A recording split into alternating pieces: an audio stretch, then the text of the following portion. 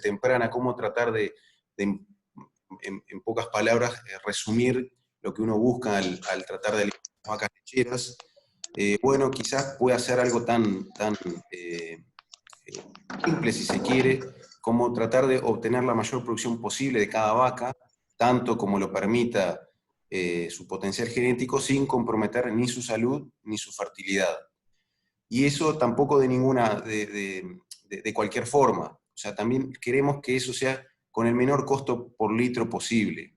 Y eso por un contexto que todos tienen muy claro, pero que vale la pena siempre recordar. Esto es lo que es la variación en el índice de precios de los productos lácteos promedio en los últimos 20 años.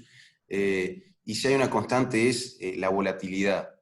O sea, volatilidad en precios, pero también volatilidad con todo lo que el resto de los productores se enfrentan, que es volatilidad en clima y en otro tipo de aspectos, que lo que llevan es que, bueno, si un predio va a ser exitoso, o un predio va a poder ser capaz de absorber todos estos impactos, muchas veces negativos, de esta variabilidad, ¿Qué pasó? y poder volver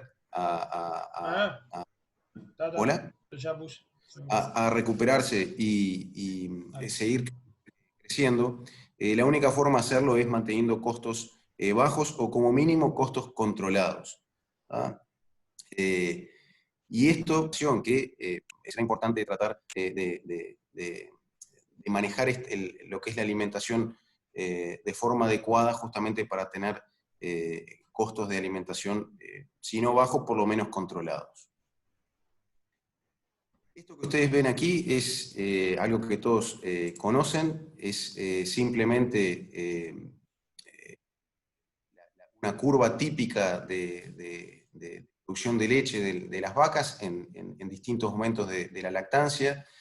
Hoy el foco de la presentación es aquí, en lo que ocurre en lactancia temprana, que es el momento en donde todo el organismo de la vaca está dirigido hacia producir leche. O sea, si hay un momento para sacar mayor cantidad de producto vendible, es justamente aquí el comienzo de la lactancia, donde quizás en este tercio del total de la lactancia, quizás podríamos ya sacar 40 o hasta más por ciento del total de la leche producida en la lactancia.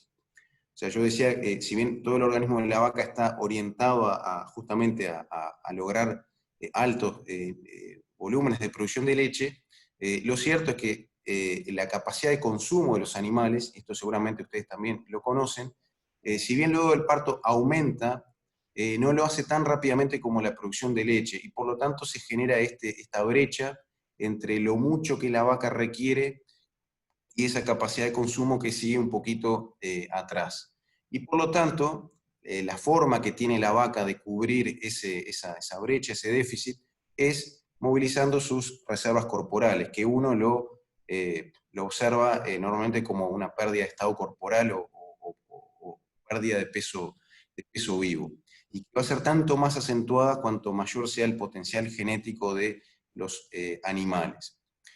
Si bien el foco, yo les decía hoy, de la presentación va a ser aquí en lactancia temprana, el comentario que voy a hacer de referencia a lo que es el manejo preparto viene justamente de la mano del tema de las reservas corporales. O sea, si el manejo es relativamente adecuado, esta pérdida de condición corporal en lactancia temprana no podemos modificarla demasiado. La vaca está genéticamente programada para perder una determinada cantidad de reservas. Lo que es importante sí es que en el tramo final de la lactancia esa vaca pueda recuperar estado y secarla idealmente con la misma condición corporal con la cual queremos que vaya a parir. En realidad no queremos que el animal gane peso durante el periodo seco. Por eso, y no es en vano aquella frase que dice que la lactancia no comienza al momento del parto, sino que comienza cuando secamos la vaca e incluso antes en la lactancia tardía.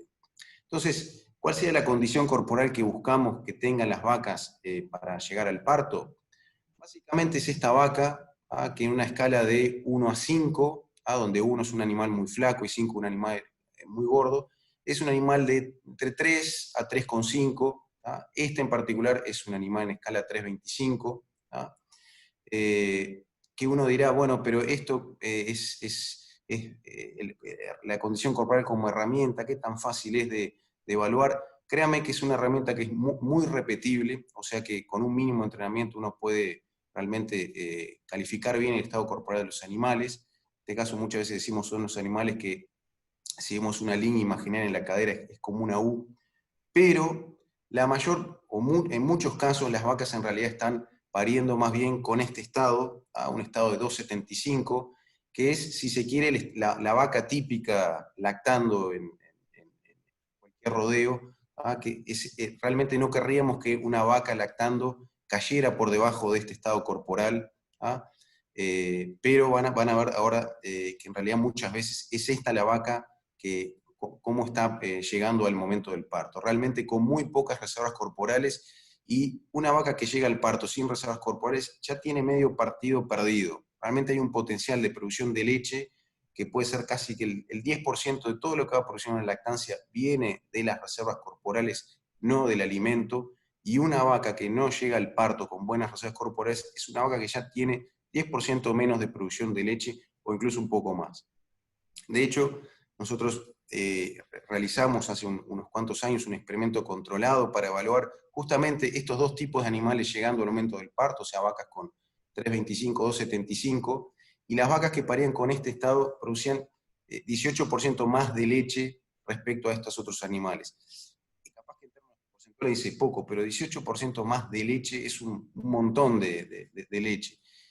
Y no solamente eso, sino que en realidad estas vacas no solamente producían mayor cantidad de leche, sino que salían antes, 8 días antes del anestro posparto, se empezaban a ciclar antes. Si bien nosotros no medimos la parte de fertilidad más al momento del servicio o la preñez general, hay mucha información que dice que una vaca que empieza a ciclar antes, luego del parto, es una vaca que también va a tener un mejor desempeño reproductivo posterior. Pero, simplemente para poner un poco en contexto, hay un relevamiento que se hizo en el marco de un proyecto bastante grande, la Red Tecnológica Sectorial, que lideraba Facultad de Agronomía, de UDELAR, que fue un relevamiento de 13 tambos en el departamento de Florida, creo que fue en la estación de parto 2016, unas 800 vacas que se siguieron al momento del parto. Bueno, solo una de cada 5 vacas llegaba con la condición corporal óptima, y una de cada 2 llegaba incluso pariendo con menos de 2,75, que es, nunca querríamos en el tambo en ningún momento encontrarnos una vaca que tenga menos de 2,75. Esta es la vaca que deberíamos encontrar una vez que movilizó todas sus reservas corporales, pero bueno, lo cierto es que las vacas en realidad estaban pariendo incluso con menos estado corporal que esto. Acá hay un enorme problema que, bueno, que en algún momento hay que tratar de evaluar qué es lo que está ocurriendo a nivel de campo, pero esa es la realidad. En términos de manejo de alimentación durante el preparto, que basa solamente esta diapositiva, después si tienen alguna consulta, lo podemos ver al final. Como decíamos, la meta es mantener el estado corporal de los animales. Y eso básicamente implica manejarnos con un nivel de consumo que está en alrededor del 2% del peso vivo. O sea, vacas que están en el preparto pesando unos 600 kilos de peso vivo, son animales cuya meta deberían ser unos 12 kilos de materia seca, a quizás un poco más, pensando siempre en eventuales desperdicios. Y la concentración de energía, que quizás para ustedes no dice mucho, esta concentración de energía no es una concentración de energía demasiado alta, en realidad es más bien moderada, tirando a baja. Es lo que nosotros justamente queremos, es eso, que las vacas se llenen en términos de cantidad de alimento, de volumen, pero no queremos necesariamente que coman más energía de la que requieren. Nosotros en algún trabajo, un par de trabajos de hecho que evaluamos temas vinculados al nivel de energía preparto, encontramos que en efecto el nivel preparto de energía, la cantidad total, tiene un impacto fuerte sobre lo que ocurre después en lactancia, pero no encontramos mucha diferencia en el tipo de suplemento preparto. O sea, si estamos manejando esta regla de aportar justo lo que la vaca requiere energía, ahí seamos una fuente de energía en base a almidón o más en base a fibra digestible como la cascarilla, no hay mucha diferencia. Ahí el tipo de suplemento pierde bastante importancia. Con respecto a lo que es el contenido de proteína, las recomendaciones actuales apuntan a que en vacas adultas habría que ofrecer 12%, en el caso de vaquillonas que están creciendo y que todos sus órganos están requiriendo mayor cantidad de proteína, eso debería ser un poco mayor, 15%. Acá siempre surge la duda, ¿qué pasa como cuando muchos tambos durante el preparto están manejando en conjunto adultas y vaquillonas? Bueno, quizás ahí habría que apuntar más a un 14%, o por lo menos contemplar sí a las vaquillonas, eventualmente que las adultas coman un poco más. Esto quizás es de las cosas que uno sistemáticamente ve que muchos prepartos están bastante por debajo de estos niveles de proteína. Estamos hablando de prepartos donde uno hace los cálculos rápidamente y estamos hablando de niveles de proteína de 10%. Eso es bastante lógico cuando uno ve que a veces la base de los prepartos pueden ser un silo de sorgo, maíz, o un silo que tienen relativamente poca proteína, o donde también la base forrajera puede llegar a ser un silopaco con poco nivel de proteína, y donde generalmente no hay mucha inclusión de suplementos proteicos. A veces se cree que, bueno, dar un poco de maíz o incluso algún afrechillo, eso ayuda, pero en realidad cuando uno saca la cuenta, el contenido de proteína es muy limitante. Eso puede afectar tanto el consumo preparto, pero también el desempeño posterior de los animales. Yo me voy a referir un poquito más a lo que es el tema de minerales y vitaminas, y en realidad con mucho foco a lo que es prevención de algunos desórdenes, y básicamente lo que es hipocalcemia, una especie de escalones, de órdenes de prioridades. Habría que apuntar a tratar de ofertar relativamente poca cantidad de calcio en la dieta preparto, entre 0,4 a 0,5% de la dieta, y también de sodio. Pocos niveles también, yo acá no lo puse, de potasio. En general, ahí decimos, queremos que en el preparto haya poco verde, como una forma justamente de controlar el potasio y el calcio.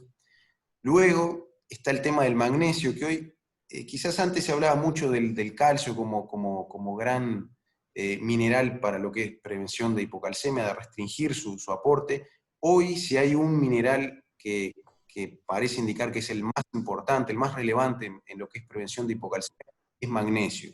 Magnesio debería estar no menos de 0,4-0,45% de la dieta en base seca, y hay un trasfondo biológico también para explicar por qué el magnesio ayuda a prevenir lo que es la hipocalcemia. Y viceversa, el fósforo, que uno va a libros de texto, quizás hasta no demasiado viejos, y en realidad decían que el fósforo favorece en el preparto lo que es la prevención de hipocalcemia. Hoy está bastante claro que es al revés, y el fósforo debería estar controlado a no más de 0,4% de la dieta en base seca.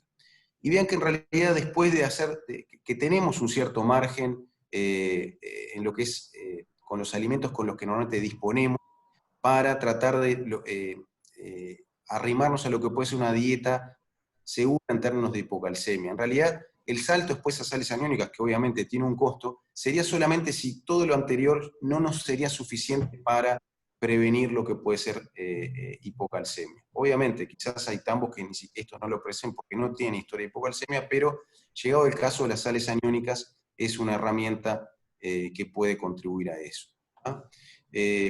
Destaco que también en ese mismo relevamiento que mencioné hace un momento de 13 tambos, 800 vacas en Florida, hace un par de años, 57% de las vacas tenían hipocalcemia subclínica.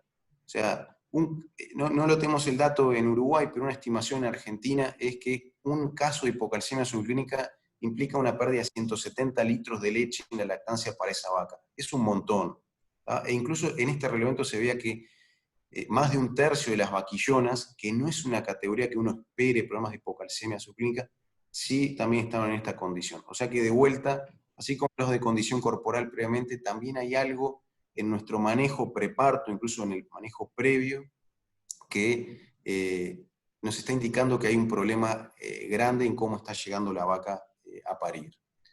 Y bueno, por último, uno podría hablar mucho de otros macro, microminerales, pero yo en general menciono que todo lo que voy a presentar aquí en esta charla, en realidad son cosas seleccionadas donde la información, lo que hay en la literatura científica, es bastante consistente en mostrar que hay una respuesta. Y de muchos de estos minerales y demás, también selenio, con estas concentraciones en dieta y vitamina E, parecen bastante claras en que permiten prevenir todo lo que es retención de placenta en el caso de vitamina E, y en el caso de selenio, mastitis. Esto es bastante consistente en lo que son esas recopilaciones, revisiones de muchos trabajos que se conocen como metaanálisis, y que yo voy a hacer bastante uso en el resto de la presentación.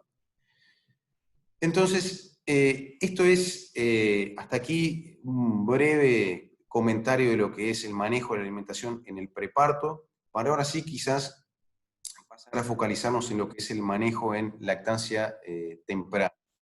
Entonces, yo antes que nada quería presentar qué es lo que estamos observando a nivel comercial en cuanto a curvas de lactancia de los animales, dependiendo de la época en que parieron esos animales. Son datos de mejoramiento uruguayo. Ustedes van a ver aquí la producción de leche que alcanzan los animales según el mes de lactancia para vacas que, aquí está, parieron en febrero, marzo, abril, vacas que paren en mayo, junio, vacas que paren en julio, agosto, septiembre.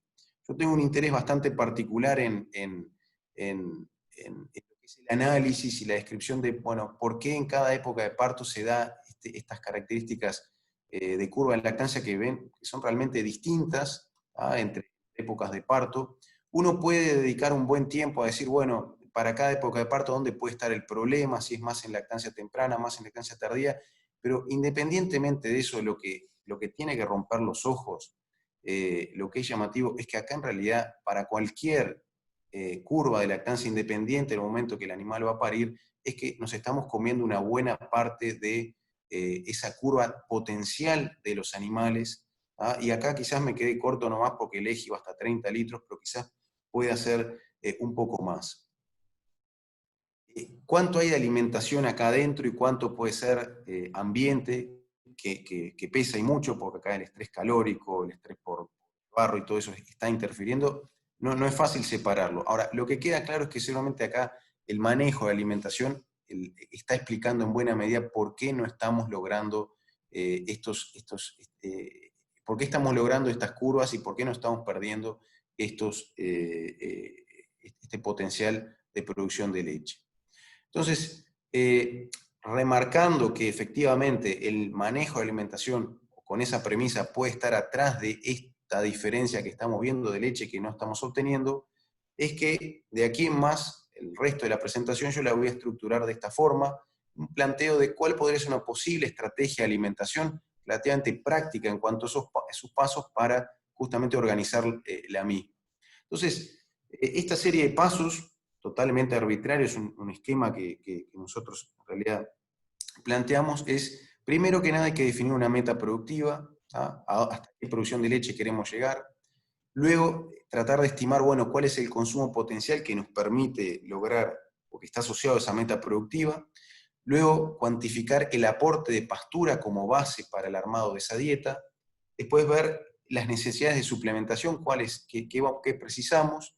Y por último, pero van a ver que no menos importante, bueno, todo lo que hace a la evaluación del manejo de alimentación, a la gestión, por así decirlo, de la alimentación y el confort animal.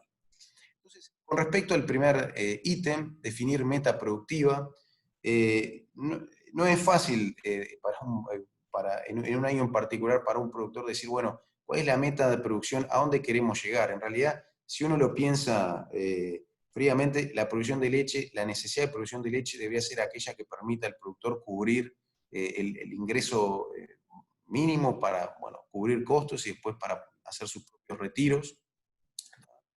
Ese, si se quiere, sería justamente lo que definía la producción a la que queremos llegar.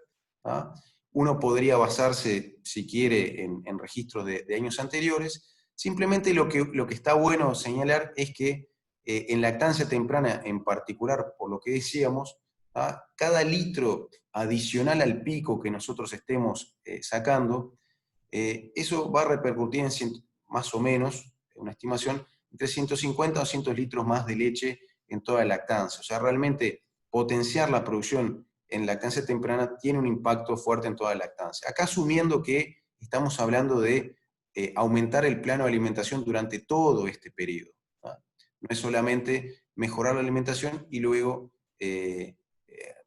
acotarla a partir de algún determinado momento. Que también lo vamos a ver después en un rato, pero esto es el impacto que tiene hacer un mejor manejo de alimentación, del plano general de alimentación en toda la lactancia. Una vez que definimos cuál es la demanda de los animales, en definitiva, cuáles son los requerimientos que tenemos que estar, con los que nos vamos a enfrentar, del otro lado de la balanza, si quiere, tenemos que ver, bueno, justamente cuál es la oferta que podemos darle a ese animal de alimento para cubrir esos requerimientos. ¿Cuál es ese consumo potencial de materia seca que está asociado a ese potencial de producción de leche? Y acá ustedes sabrán, estimar el consumo potencial de materia seca no es fácil. En una vaca lechera hay millones de ecuaciones. Yo simplemente voy a presentar, a modo de ejemplo, más para tener una idea como un sumo para algún ejercicio que haremos después, tomar lo que es las fórmulas del NRC del 2001, donde básicamente las dos cosas que pesan más en definir el consumo del animal es el peso del mismo y la producción de leche que está logrando. ¿Ah? En este caso ustedes ven, y obviamente que no es nuevo, a medida que aumenta el peso de los animales, obviamente tienen mayor capacidad de consumir y es por eso que el consumo aumenta. En este caso, si estamos hablando, por ejemplo, para animales que produjeran unos 25 litros de leche por día, llamémosle leche corregida por grasa. Si nosotros vamos a pasar a 30 litros de leche corregida por grasa, evidentemente también para un determinado peso, esa vaca va a poder tener una mayor capacidad de consumo de materia seca y por lo tanto mayor facilidad, si se quiere, para satisfacer esos requerimientos. ¿Ah? Entonces, a los efectos de un ejemplo que después yo voy a presentar, tomemos provisoriamente el caso de una vaca o un lote promedio de 550 kilos de peso vivo, ¿ah? Produciendo estos 25 litros de leche corregida por grasa, en el cual estamos hablando de consumos de entre 19,5 casi 20 kilos de materias. Entonces, una vez que, si esto lo conseguimos con un platillo de una balanza en el cual por una parte tenemos la demanda de nutrientes y por otra parte la oferta, justamente una vez definido la meta productiva y la capacidad de consumo, tenemos que empezar ¿sí? a lo que es el armado de la dieta de esos animales. Entonces nosotros pusimos lo que es cuantificar el aporte de pastura, y específicamente en términos de cuál sería la máxima cantidad de pastura que yo puedo ofrecer a cada vaca en un momento dado. ¿Ah? Y con una premisa que es, o con una meta más bien, que es tratar de cosechar la mayor cantidad de pasto directamente con los animales. Este es nuestro punto de partida, o sea, lo que venimos promoviendo desde INEA, de que el armado de la dieta se base o comience desde la pastura y no desde otro alimento. ¿Ah? Y no solamente porque la pastura, por la razón del artillero, es un alimento de excelente valor nutritivo, sino por algo que ustedes también todos saben, y es que hay una relación bastante estrecha entre lo que es cosecha de forraje, acá igual está incluido el forraje cosechado mecánicamente, ¿ah? Con lo que es el margen de alimentación. ¿Ah? Esta información obtenida, lo que es producción competitiva a nivel nacional, es muy consistente a nivel internacional, y bueno, justamente si el pasto es el alimento más barato que disponemos, por ahí es donde nosotros planteamos a empezar a la formulación de la dieta. Entonces, ¿cómo lograr esta meta que estamos planteando aquí? Nosotros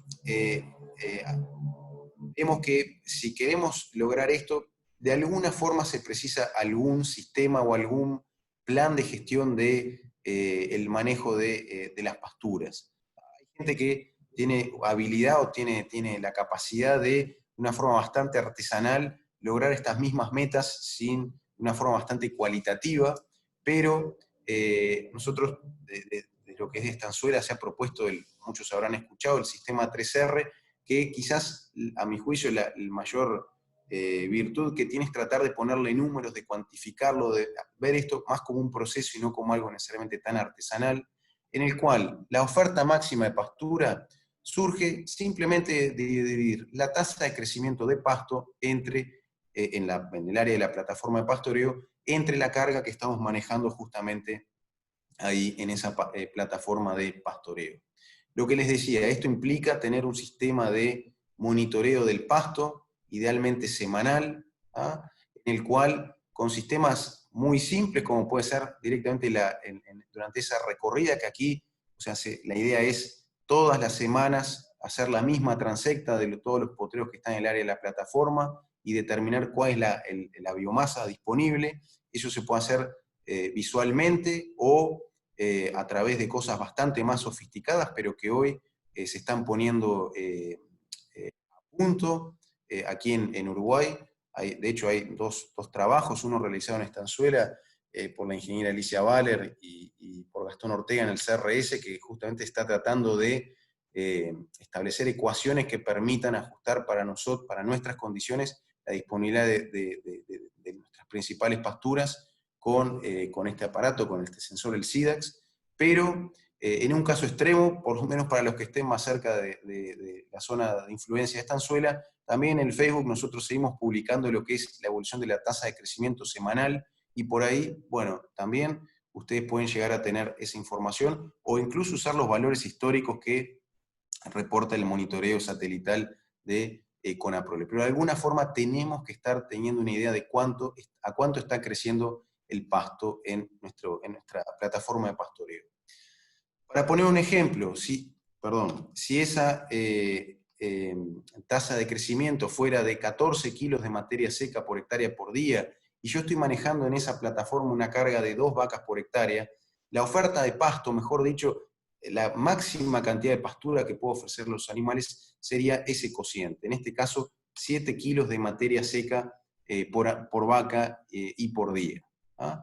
En este caso, que generalmente en otoño e invierno estamos bastante acotados en cuanto a la oferta de pastura, este valor es algo que en determinadas condiciones no habría, uno podría decir que el animal es capaz de consumirlo. Quizás la duda puede surgir más en primavera, es hasta cuánto pasto podría llegar a comer una vaca. Vamos a dejar picando un momento y después lo vamos a retomar. Naturalmente que no es solamente decir voy a ofertar o a apuntar a que los animales cosechen 7 kilos de materia seca de pastura, hay que ofrecer las condiciones para eso. Estamos hablando que desde el punto de vista de los animales, eso es la posibilidad de que puedan tener buenos tasas de ingestión. Para la mayoría de nuestras especies gramíneas, festuca, dactilis, incluso avena y ryegrass, estamos hablando que esa tasa de consumo se maximiza cuando los animales entran a pastorear con alrededor de 20 centímetros, a esos unos 2.500 kilos de materia seca por hectárea. Quizás desde el punto de vista más mirado de la pastura, el ideal para la pastura es entrar con estos niveles de 3 hojas en avena y ryegrass, 2,5 en festuca, 8 nudos en alfalfa. Hoy, por ejemplo, que en realidad las pasturas crecen poco, se puede dar el caso que estamos llegando a estos niveles de hoja, pero nos está costando llegar a estos niveles de altura o nivel de biomasa, en cuyo caso, bueno, acá tendríamos que prestarle bastante atención a también hacer el manejo más desde el punto de vista de la fisiología del animal.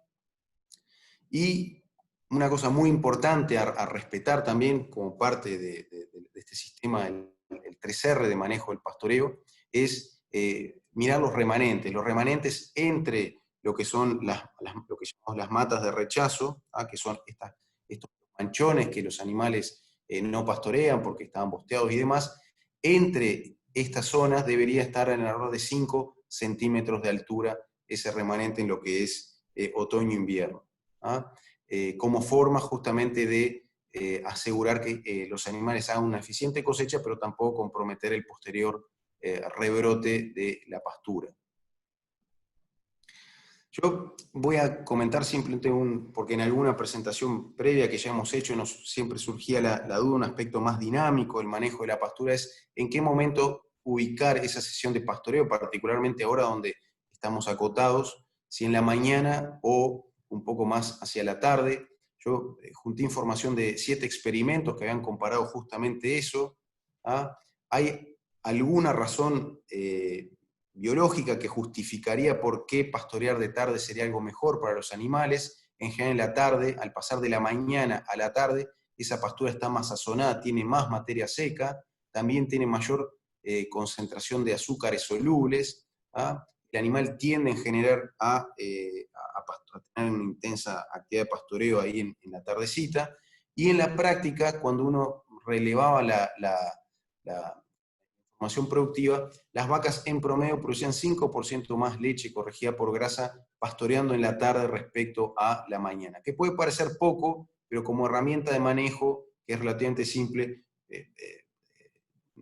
en realidad no lo es tanto. Es una herramienta más y que justamente también permite en la mañana evitar estar pastoreando con rocío, donde uno podría en realidad dañar más a la pastura. En algún momento también, cuando estamos intercambiando para presentar hacer esta presentación, se plantea, bueno, que la realidad es que, no sé si quizás tanto para todas las zonas, pero para muchas sí, hay una restricción bastante importante en lo que es reserva, que con la sequía y demás, entre que se hizo menos y que se consumió bastante, bueno, de cómo afrontar esta situación con relativamente pocas reservas. Uno siempre piensa, bueno, salgamos a comprar reservas, salgamos a comprar quizás algún concentrado, pero lo que yo quiero rescatar como una tercera opción es justamente no dejar de lado lo que es la respuesta a fertilizar con nitrógeno. ¿Ah? Nosotros, para hacer un ejercicio con ustedes relativamente simple, en Estanzuela nos basamos con una regla que es de esas que uno nunca se olvida, que por algo la hemos hecho justamente fácil para eso, es aplicar 1 kilo de nitrógeno por cada día de rotación de pastoreo. Es decir, si cuando pastoreé voy a tomar, calculo, 40 días en volver a pastorear, bueno, esa aplicación tendría que ser de 40 kilos de nitrógeno luego que los animales pastorearon. Tomando eso como referencia, una rotación de 40 días, esos 40 o un poco menos si se quiere, kilos de nitrógeno, que equivalen a aplicar 80 kilos de urea, el costo del fertilizante más la aplicación, estamos hablando de unos $46 por hectárea. Y aquí vienen 3 coeficientes que son bien importantes, que es la respuesta, o sea, cuánto pasto más espero sacar por cada kilo de nitrógeno que yo estoy agregando, cuál es la eficiencia de utilización que yo voy a tener con ese ese pasto extra, que obviamente no es lo mismo que si lo voy a pastorear con las vacas, que si ya lo calculo lo dejo para reservas, y cuál es la eficiencia de conversión de pasto a leche. Estos dos valores, la respuesta lo estuvimos viendo hace ya unos días con Fernando Latanzi, el programa de pasturas, y Santiago Fariña de lechería. Es una respuesta bastante conservadora, decían, pero válida para invierno. A esto obviamente en primavera salta bastante. Esta eficiencia también puede ser un poquito mayor, pero 60% parece algo adecuado. Entonces, vamos a ver qué es lo que da esto. En realidad, cuando uno calcula el costo del pasto extra producido en invierno con esta fertilización, quedan $126 la tonelada de materia seca. Hay alguno capaz que dice, bueno, pero, o por lo menos viendo yo ahora el dato de producción competitiva, que las reservas en promedio el costo está en $90 la tonelada de materia seca promedio, uno podría decir, ¿dónde puede estar la ventaja? Bueno, la ventaja es que esto está en toneladas de materia seca. Con la calidad promedio, que después me voy a referir a algo, de nuestras reservas, cuando uno calcula el costo por unidad de proteína o energía, acá realmente este costo de pasto es bastante menor que el de las reservas que tuviera que ir a comprar. Y por supuesto, no esperen también la misma eficiencia de conversión trabajando con un alimento de excelente calidad, como puede ser una muy buena pastura, una gramínea templada, que con un Silopac o con un farm. Haciendo las cuentas con estos coeficientes, que por supuesto que son todos supuestos, pero con una base bastante sólida, si se quiere, estamos pensando en obtener unos 221 litros de leche por hectárea adicional, que al precio, valorizando y restando lo que es el costo a aplicar, implica un beneficio neto por hectárea alrededor de $16. Bueno, esto justamente para mostrar que como herramienta, que no es inmediata, sí, pero como herramienta que se puede tener dentro del arsenal de cosas para poder enfrentar momentos de escasez de fibra, no hay que descuidar o no hay que descartar lo que es justamente esta fertilización con nitrógeno.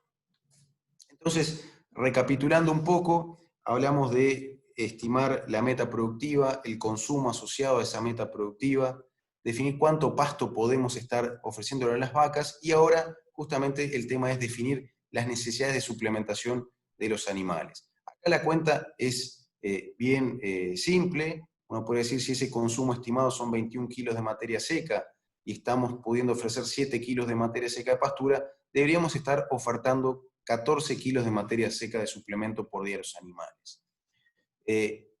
Justamente acá es donde empieza a entrar el ajuste un poco más fino, bueno, de balance de nutrientes. ¿Qué proporción de concentrados y reservas, por ejemplo, vamos a estar usando dentro de ese mix de 14 kilos de materia seca de suplemento? Entonces, parte de la respuesta a esta pregunta viene por el lado justamente de qué respuesta a la suplementación podemos esperar en distinta etapa de lactancia. Los concentrados, siendo que son alimentos quizás 5 o 6 veces más caros o más que el kilo de pastura, alimentos caros, tendríamos que realmente usarlos donde la respuesta sea técnicamente muy segura, la respuesta que podemos lograr de ellos sea muy segura. Y ello básicamente es en lactancia temprana, donde, como decíamos hoy, todo el organismo del animal está programado para producir leche. Esto era un estudio que se había hecho donde en realidad mostraban estos valores, qué porcentaje de toda la energía consumida de los animales obtenida salía como leche. Vea que en realidad, a inicio de lactancia, 44% de toda la energía que el animal ingiere va a producir leche, respecto a lo que es lactancia temprana, que es apenas un 12%. Entonces, realmente el concentrado debería priorizarse en los momentos como lactancia temprana, donde vamos a tener mayor respuesta. ¿Esto significa que no hay que suplementar con concentrados en lactancia tardía?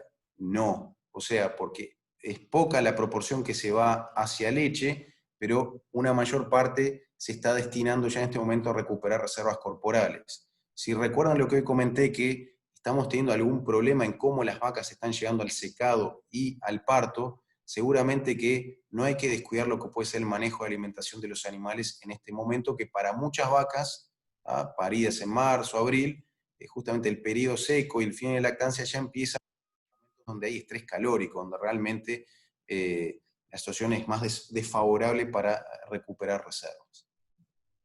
Lo otro que también vale la pena recordar es que no solamente la respuesta directa de los animales concentrado es mayor en lactancia temprana, sino que incluso si nosotros en un momento pasáramos a la vaca a un menor plano de alimentación, típicamente cuando la pasamos a un lote de alta a uno de baja, ese animal, por distintos motivos que todavía no están demasiado claros, después si quieren los podemos discutir, pero igualmente va a seguir produciendo un poco más de leche, lo cual se conoce como efecto residual. O sea, por distintos mecanismos, algunos más fisiológicos, otros no tanto, ese animal va a seguir produciendo un poco más de leche, y eso también habría que tenerlo en la cuenta de por qué es preferible utilizar o priorizar el uso de concentrados en lactancia temprana. Ahora, ¿de qué va a depender la respuesta entonces al uso de estos suplementos? Bueno, me adelanto a decir que de un montón de cosas, el que espere, ya advierto, números muy, muy concretos o recetas en esto, olvídense, porque en realidad depende de tantas cosas que es muy difícil dar un único valor. Algo trataremos de algún valor apuntar, pero vamos a ver que depende de muchas cosas.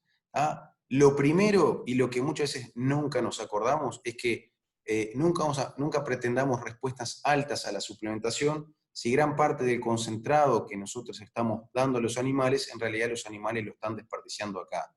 O sea, respuesta en términos de litros adicionales por kilo de concentrado ofrecido, si de lo ofrecido al consumido estamos perdiendo un tercio del mismo, obviamente las respuestas nunca van a ser altas. Sobre este tema después voy a retomar. Entonces, habiendo dicho esto, suponiendo que el animal consume ese suplemento, lo que tenemos que tener en cuenta es, o quizás uno de los factores que en mayor medida afecta la respuesta a la suplementación, es lo que muchos de ustedes conocen, lo que es la tasa de sustitución, pero vamos a refrescar lo que era, es cuánta cantidad de pastura el animal deja de consumir por cada kilo de suplemento que nosotros. Normalmente lo que queremos es que esa tasa de sustitución sea baja. Nosotros lo que queremos es que por cada kilo de suplemento que estemos dando, el animal en realidad no vea reducido en gran cantidad ese consumo de pastura. Porque en definitiva la respuesta a la suplementación que vamos a tener es cuando al incluir un suplemento, la cantidad total de nutrientes sea mayor que en la situación de partida. O sea, si yo le doy 1 kilo de un suplemento y el animal deja de comer 1 kilo de pastura, en neto voy a estar casi que consumiendo la misma cantidad total de materia seca y la respuesta va a ser 0, o sea, no va a haber habido ninguna diferencia. No solamente queremos que la tasa de sustitución sea baja, sino que también lo que queremos es, o tener cuidado, es qué es lo que estamos metiendo acá adentro. Porque si tomamos como punto de partida las pasturas nuestras en otoño, invierno, primavera, que son de muy alta calidad, que son bien manejadas, hay que olvidar que vamos a estar, por qué cosa vamos a estar sustituyendo ese alimento de tan buena calidad. O sea, si acá vamos a estar sustituyendo esa pastura de tan alta calidad por poner un caso extremo, una paja de trigo, obviamente, no solamente la tasa de sustitución va a ser muy alta, sino que aparte vamos a estar rellenando, metiendo en la dieta algo peor de lo que ya había. Para tener una idea de qué niveles o tasas de sustitución podemos estar hablando, dependiendo de cuál es la oferta que estamos asignando a los animales, acá medido al ras del piso. En el caso de los concentrados, normalmente, salvo que haya disturbios a nivel ruminal, no estamos hablando de valores mucho mayores que estos. Obviamente que a medida que oferto más pasto, la tasa de sustitución va a ser mayor, respecto a cuando ofrezco menor cantidad, pero vean que en particular en el caso de las reservas forrajeras, sobre todo si estoy ofertando una gran cantidad de pastura por animal, si la pastura no es limitante, prácticamente que la sustitución es 1 a 1, o sea, es un desastre. El peor enemigo de la suplementación, por ahí algún texto lo dice, es justamente la tasa de sustitución. Por eso ahora quizás cuando la oferta de pastura es restringida no hay problema, porque ahí en realidad la reserva se va a adicionar, va a haber un aporte neto de nutrientes a la dieta del animal, pero por algo también en primavera, cuando sobra el pasto, en realidad la tendencia es a quitar lo que es reserva, porque si no, ahí sí el resultado puede ser muy malo. Para visualizar un poco mejor justamente el impacto que puede tener la suplementación sobre lo que es el consumo de pastura, aquí vamos a ver cómo el mismo varía a medida que aumenta la asignación, medida al ras del piso, en kilos de materia seca por día. Esto es consumo de materia seca de pastura de los animales. Y aquí cuando no estamos dando ningún suplemento. Naturalmente que a medida que aumenta la asignación de pastura, los animales consumen más pastura. ¿Cuánto? Difícilmente, toda la información apunta a eso, incluso animales, esta base de datos que yo le voy a presentar acá eran animales de 600, 620 kilos de peso vivo, adulto, o sea que relativamente no es muy distinto del animal que podemos llegar a manejar acá en nuestro país en términos de peso adulto, y estamos viendo que es difícil que esos animales en óptimas condiciones estén consumiendo más de 18 kilos de materia seca de pastura por día. Obviamente, apuntar a estos niveles de consumo de pastura sin suplementación implicaría un desperdicio enorme, y bueno, no en vano es que uno pone adentro de la dieta el tema de los suplementos. Y aquí están esas mismas curvas de consumo de pastura, qué es lo que uno podría predecir, qué es lo que uno podría esperar de cuánto come de pasto una vaca cuando la suplementamos con 3, 6 o 9 kilos de concentrado a distintas asignaciones. Yo acá simplemente para mostrar, vean que cuando la oferta de pastura es muy pequeña, que cuando el animal está lejos de cubrir sus requerimientos solo con la pastura, no hay mucha diferencia en términos de cuál era el nivel de suplementación que estaban los animales. Es decir, aquí más o menos todos estaban consumiendo la misma cantidad de pastura. El animal, capaz que queda mal que lo diga, pero no es bobo, o sea, el animal estaba lejos de cubrir su requerimiento de pastura y aquí hay muy poquita sustitución. Va a seguir comiendo tanto pasto como antes, cuando estaba sin ser suplementado, adicionando todo el suplemento que pueda. Obviamente, a medida que estamos aumentando la asignación, para una misma oferta de concentrado, ustedes pueden ver que esos niveles de pastura nunca van a ser los máximos posibles.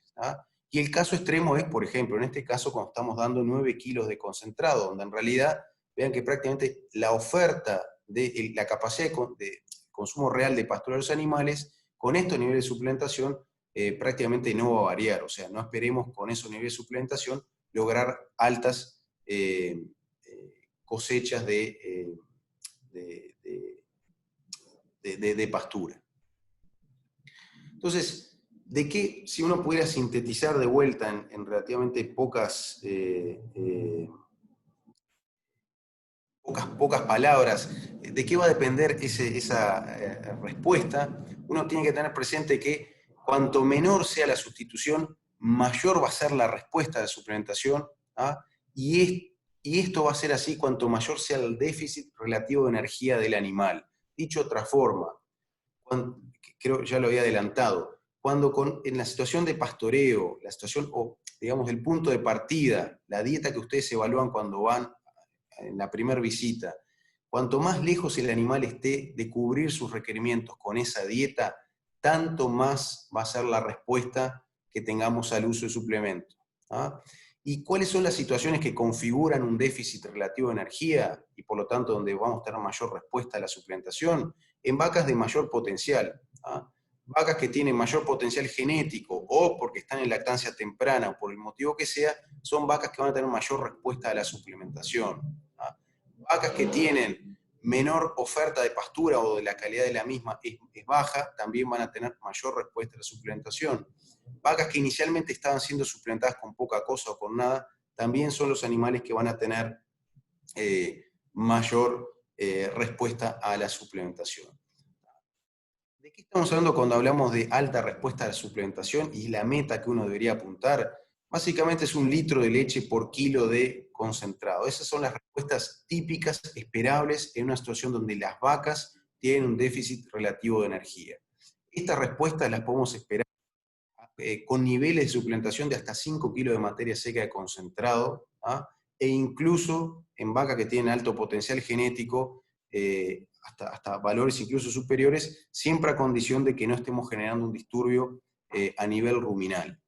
Uno diría que en lo que es otoño-invierno, donde de por sí las ofertas de pastura o la base, la oferta de fibra a través de reservas puede estar acotada, deberíamos estar perfectamente pudiendo lograr estas respuestas que son de esta magnitud. Distinto es el caso en el cual, por ejemplo, en primavera, donde en realidad la oferta de pastura ahí va a ser mucho mayor, el animal va a estar más próximo a cubrir sus requerimientos a partir de la pastura, y donde en realidad lo que podemos generar en ese caso sí es una muy alta sustitución. Yo casi que diría que lo que es suplementación con concentrado en primavera interacciona mucho con lo que puede ser el mayor potencial de producción de los animales. ¿Por qué? Si ustedes piensan en otoño, invierno, en realidad de estos 3 factores, estos 2 son es lo que generalmente puede estar ocurriendo. En otoño e invierno tenemos mucha vaca que tiene alto potencial porque está en lactancia temprana, y generalmente hay una oferta restringida en calidad o cantidad de pastura.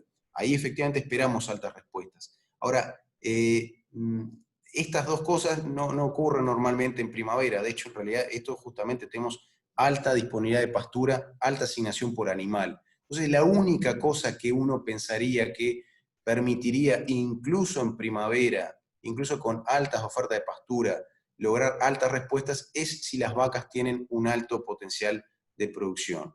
Ahora, para cerrar un poco esto, simplemente piensen que vacas que están, por ejemplo, ahora paridas de primavera y que lleguen después en septiembre. Son vacas que quizás con 16 kilos de materia, ese es su potencial de consumo, 16, 17 kilos de materia seca. Es algo que perfectamente o no está muy lejos de lograrlo solo con la pastura. Si metemos suplemento ahí, realmente lo que vamos a lograr es una alta tasa de sustitución y muy poca respuesta. Lo que sí es que incluso en condiciones como las actuales, donde uno puede esperar, por los motivos que decía antes, respuestas altas, siempre hay que prevenir lo que es eventualmente casos de acidosis. ¿Ah? Todos más o menos tenemos una idea del riesgo de esta enfermedad, que en realidad es muy fácil de hablar de ella, pero más difícil de ver en la práctica. ¿Ah? Más vale justamente prevenir, y ahí lo que se busca es tratar de limitar el consumo de concentrados a no más de 45% de la dieta. Esto sería tanto más importante cuando estamos hablando de concentrados peligrosos como el trigo o la cebada, o cuando tiene algún procesamiento, como si son molidos o son granos húmedos, en cuyo caso habría que hacer un esfuerzo mayor para manejarnos con este límite. Hay aspectos que quizás no están tan vinculados con lo que es la formulación de la dieta, como el manejo de alimentación en sí.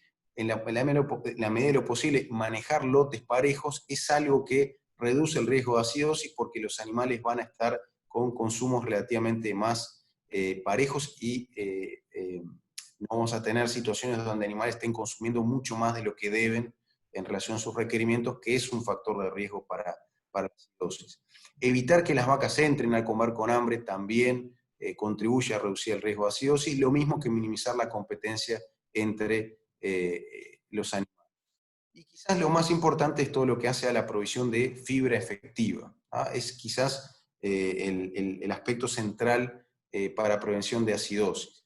La fibra efectiva es aquella porción, a modo de recordatorio, porción de la fibra que es capaz de mantener un rumen, entre comillas, saludable, un pH que no baje por debajo de determinados niveles y que comprometa todo lo que es la digestión a ese nivel. Entonces, grosso modo, una vaca consumiendo 20 kilos de materia seca, más o menos precisaría consumir 5 kilos de fibra proveniente de forrajes, o directamente 5 kilos de fibra detergente neutro. O sea, la dieta debería ser, en ese orden, 25% de la misma debería ser fibra detergente neutro proveniente de forrajes, que son los que realmente estimulan lo que es rumia y salivación y mantienen ese rumen estable. ¿Cómo logramos o qué alternativas tenemos para lograr eso? Sobre todo en situaciones donde puede haber escasez de reservas o bueno, en fin, donde la producción de fibra efectiva es una limitante. Puede ser con un turno de pastura y en un contraturno una oferta de una reserva forrajera. Puede ser solo en base a Silopax, 10 kilos de materia seca aproximadamente cubre esa necesidad. 30 kilos de materia fresca de un silo de maíz, de vuelta, más o menos con un 35% de materia seca. Pero incluso paja de trigo, si no tuviéramos más remedio, si la cosa viene muy complicada, paja de trigo, acá no hay alimentos malos por sí mismos, o sea, todos los alimentos tienen una función específica, y la paja de trigo, que en realidad aporta muy pocos nutrientes, quizás su rol justamente más importante es eventualmente proveer fibra efectiva. 8 kilos de materia seca de un fardo de paja de trigo es algo que permitiría cubrir esas demandas de fibra efectiva por parte de los animales. Ahora también, obviamente todo tiene un equilibrio que buscar, sobre todo en lactancia temprana. No podemos estar ofreciendo necesariamente a los animales materiales fibrosos de muy baja calidad, porque justamente en lactancia temprana, lo dijimos, queremos maximizar el consumo de los animales y tenemos que aumentar la densidad de nutrientes de esa dieta que van a estar consumiendo. Entonces, deberíamos apuntar a ofrecer, sí, fuentes de fibra, pero fibras en la medida de lo posible de buena calidad. Entonces, yo simplemente voy a mostrar esto como una alerta, pero como un debe un pendiente que todavía nos queda, y es justamente vinculado a la calidad de las reservas forrajeras que se están obteniendo a nivel comercial a nivel de predio, ¿ah? A nivel de predio justamente. Esto aquí lo que van a ver es para ensilajes de pradera, ¿ah? Que están en azul, y ensilajes de sorgo granífero que están en rojo, la concentración de proteína de los mismos y la concentración de energía. ¿Ah? En el caso de los ensilajes de pradera, estamos hablando de valores de 13% que no son tampoco nada del otro mundo, pero en el caso de los sorgos graníferos no podemos esperar mucho más de esto, pero en el caso de los de pradera sí realmente es algo importante a destacar, ¿ah? Que hay una variabilidad muy, pero muy grande en la calidad de estos alimentos. ¿Ah?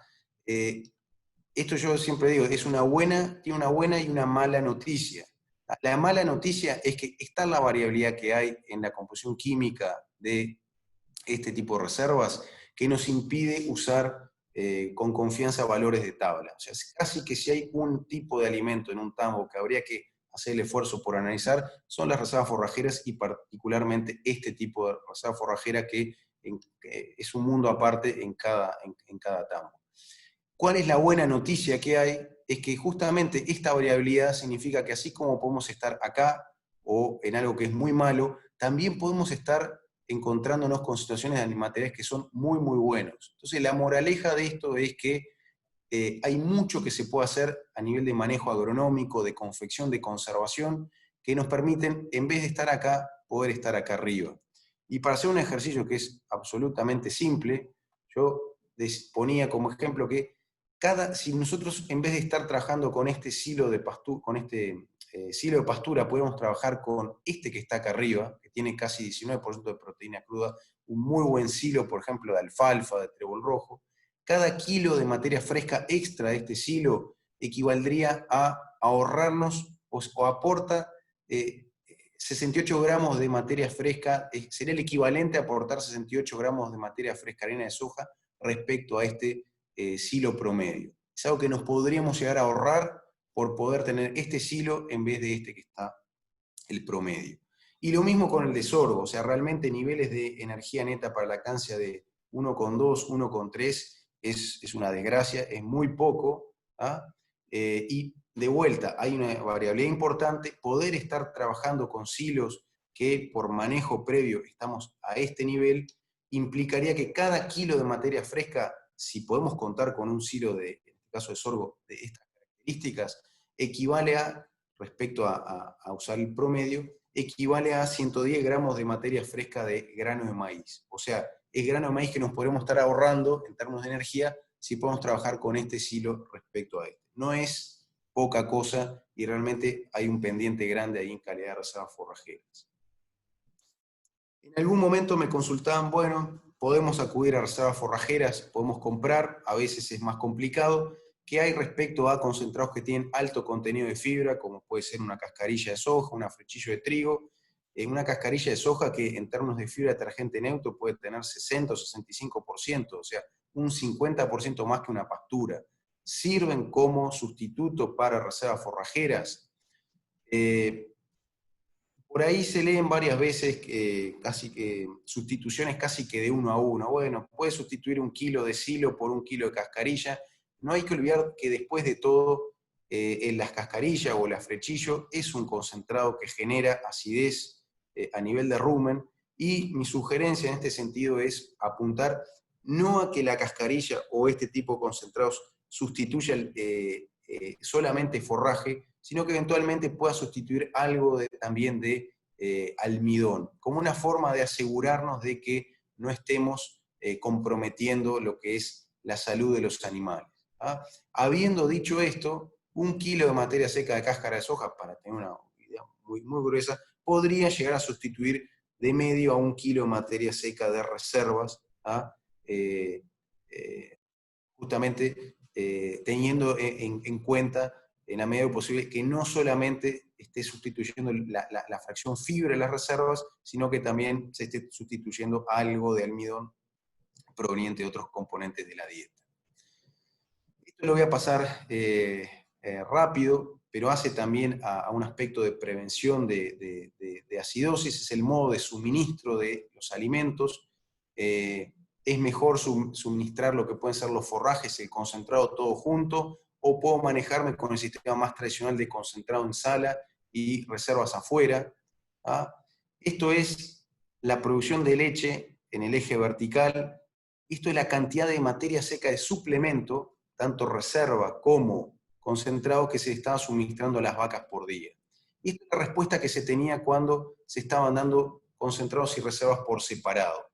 Entonces lo que pueden ver es que no hay problema hasta 10 kilos de materia seca a suministrar de esta forma, pero cuando nos pasamos de un determinado nivel, ya hay una disminución de la producción de leche, que en este caso básicamente estaba explicada por temas de acidosis, de una gran cantidad de concentrado en particular, que al darlo de una única vez afectaba a los animales.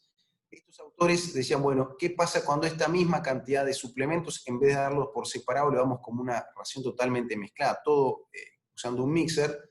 Y acá lo que queda claro es que hasta 10 kilos de materia seca de suplemento total por día, con vacas que eran relativamente similares en características a las nuestras, no hay mucha diferencia en el método de suministro. Pero quizás sí hay una ventaja cuando estamos hablando de niveles de suplementación mayores, donde acá el hecho de que en cada bocado el animal esté consumiendo la cantidad de, no solo de concentrado, sino también de fibra adecuada, acá sí hace una diferencia, y acá no se veían esos problemas a nivel ruminal que sí se estaban viendo en este otro caso. Muy breve el tema de los niveles de proteína. ¿Ah? En lactancia temprana habría que apuntar a valores de 17-18%. Valores de proteína no degradable en rumen, como porcentaje de la proteína total, deberían andar entre 30 y 35%.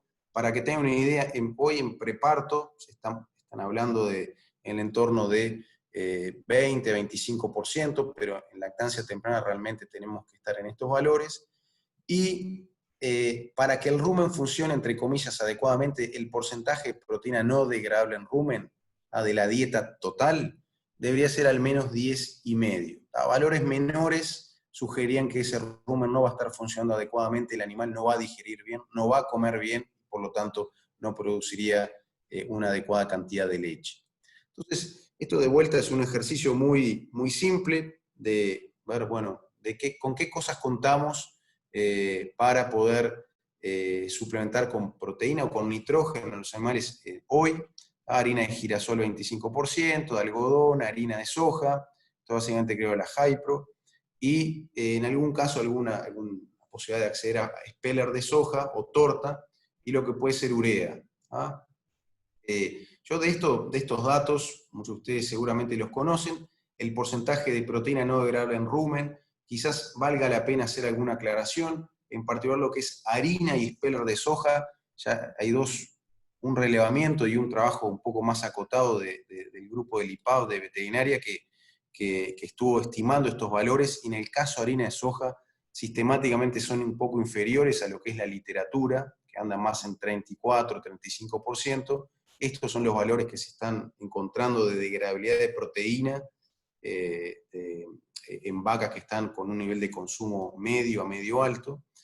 Y lo que siempre decimos, no guiarse necesariamente por lo que es el precio por tonelada. ¿Ah? O sea, hay que ir a lo que es el precio por unidad de proteína, en cuyo caso acá la cosa cambia bastante y la harina de girasol es más barata que lo que puede ser una harina, un speller de soja, y quizás la harina de girasol que vamos a ver puede no ser el primer suplemento de elección en vacas en lactancia temprana. Bueno, quizás tenga un nicho en lo que puede ser las vacas en el preparto, que como decía antes, no precisan tanta proteína no degradable en la dieta.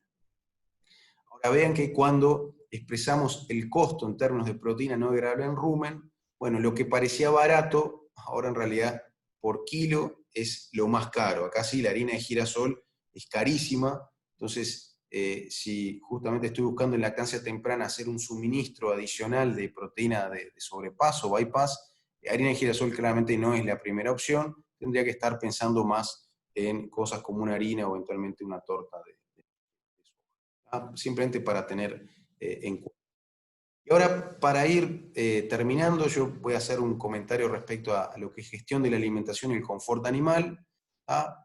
como paso previo para mostrar después algún ejemplo de dietas concretas. ¿Ah? A mi juicio no tengo duda de que en el 90% de los casos, tan o más importante que la formulación de la dieta es la gestión que hacemos de la alimentación y el confort que estamos proveyendo a los animales. ¿Ah? O sea, cuando tenemos situaciones donde formulamos, o podemos tener situaciones donde formulamos perfectamente bien la dieta, pero fallamos en cosas tan simples como en no ajustar o no dar un espacio adecuado en el comer a los animales, que debería estar siempre en al menos 75 centímetros. Esta foto siempre la muestro porque era un experimento en el cual, donde uno hubiera esperado que en cada lugar hubiera 2 vacas comiendo, esta vaca era tan dominante que ocupaba todo el espacio para ella misma. Entonces, ¿cuál es la conclusión? ¿Qué es lo que uno esperaría? Bueno, que en vez de comerse esta vaca 10 kilos de materia seca, capaz que está comiendo 13 kilos, más de lo previsto, va a tener acidosis, y esta vaca que está ahí por ahí atrás boyando, que no tiene su espacio, capaz que va a comer solamente 7 kilos. Ahora, cuando lo vaya a comer, capaz que va a ir con tanto ímpetu que también va a tener acidosis, entonces uno después encuentra discrepancias entre la leche que se está sacando respecto a lo que uno había previsto. Lo mismo cosas como estas. Esto tiene un costo para el animal, el caminar en estas condiciones, el estrés calórico. Esto no es gratis y son litros de leche que después no aparecen, y si no estamos controlando esto, bueno, después tenemos un problema grande. Lo mismo lo que es el acceso a los comederos, ¿ah? O el lugar que a veces decimos que después de comer las vacas se tienen que echar acá. Aunque a veces a uno le resulte difícil entender, el tiempo de echarse descanso de una vaca es algo muy inelástico. O sea, la vaca precisa una cantidad mínima de horas, ¿ah? 7, 8, 9 horas, que no las negocia con nada. ¿Ah? O sea, la vaca es capaz de reducir tiempo de alimentación, pero no ese tiempo de descanso. Entonces, muchas veces lo que ocurre es que estamos obligando a las vacas a echarse acá y la vaca directamente no puede echarse. Hay un trabajo que ya tiene unos años hecho en Estanzuela, donde se comparaba que las vacas se echaran sobre una pradera vieja en vez de un nochero, un corral de tierra, ¿ah? Que se echaran sobre una pradera vieja, ¿ah? Que se iba abriendo cada vez que se iba embarrando, y esa respuesta, y una respuesta realmente interesante de un litro y cuarto más de leche por permitir a la vaca descansar sobre un mejor lugar. El corral de tierra andaba bárbaro mientras no llovía, ahora bastaban unas pocas lluvias para que eso fuera un lodazal, y ahí la vaca realmente el confort se viera bien afectado.